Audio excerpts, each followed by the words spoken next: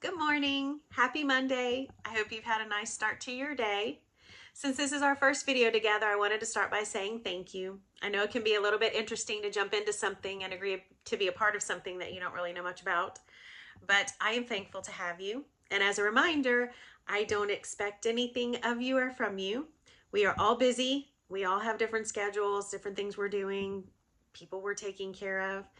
This time together is just meant to be an encouragement and maybe give you something to think about today or the next couple of days. Of course, if you have something or you have an idea or you have a question, please feel free to shoot that over. So, my daughter in law, Kinsey, suggested the name Honey for me as a grandmother when they were pregnant. It was from a character in a book that turned movie and play and all of that, but it was a name I was honored to take.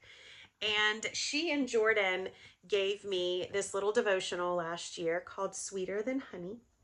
And it was a great devotional for me. Last year, as many of you know, it was a pretty interesting year for Johnny and me. I know it was an interesting year for a lot of people. I'm just being personal. But it felt like that devotional was written for me, but for specifically last year. So it will be one of the resources that I use. And I decided to start with that one. So the January 1 message for this year in that devotional was a really nice reminder for priorities. At the beginning of a year, okay, I know this isn't the beginning of the year exactly, but it's still January, so we're still counting it. But at the beginning of a year, a lot of us are planning and prioritizing. We're setting goals and resolutions and creating new routines. And I know that this is a little bit of a cliche to start with it, but I decided not to worry about that and just start with it because it made sense to start with it to me. So the message is called Above All. And she's encouraging us that when we're prioritizing and when we're planning, to prioritize our relationship with God and put it above all. She says that it is the most important thing you can go after this year. It will likely require sacrifice of some things that we would normally otherwise pursue, and then also the denial of other desires. It will not be in vain. We should set our sights on the pursuit of God's goodness, and in this we will find our joy complete. So sometimes we tend to give God the leftovers. I know I do. So I'm challenging us to not do that. Prioritizing requires sacrifice. One definition of priorities is the right to precede others in order, rank, or privilege. So if you're putting things in order, rank, or privilege, clearly you're saying something's more important than something else. So you're going to sacrifice or deny something else on its behalf. Maybe not forever, but in that moment of prioritizing, you're going to have to deny it.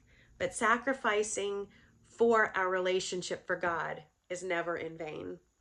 And when it comes to setting goals and priorities, if we start with God first, He will help us set those goals and priorities. And He'll help us set priorities and goals that honor Him and help us become the best version of ourselves. So last year I did a piece of artwork. It's called Seek First, and it's blown up really big and hangs on my wall. It's a reminder to seek God first every day. That's real easy to say. It's real easy to say to you. It's real easy to read on the wall, but it's not easy to do every day, especially when other things or people are calling for my focus and attention. So Matthew 6:25 through 34 talks about worry. And I'm not going to dive into worry right now, but it is definitely one of those things that can take focus and attention. Maybe it's a problem or a potential problem, but sometimes those things draw us away from God, or they take our focus off of God because we want to try to fix something instead of prioritizing and starting with God. Sometimes we neglect God or just set our relationship aside.